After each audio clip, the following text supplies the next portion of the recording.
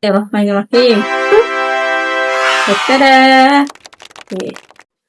Wah, kain dia sangat lembut. Serius lembut.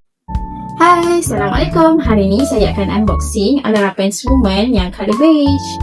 Okay, ni size 2XL. Okay, jom kita buka. Okay, pastikan beli Alara Pants yang original daripada BEHQ. Okay.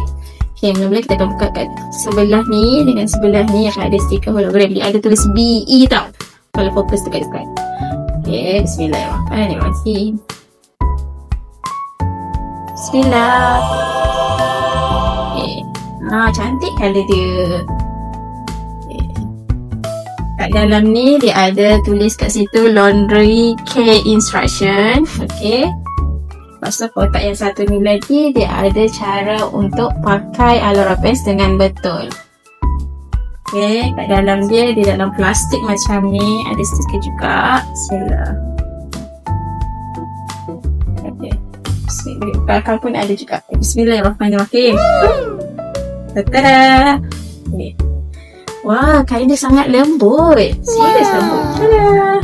Kain ni Alara Pants size 2XL tau, woman. Okay, dia ada tulis Alora kat sini.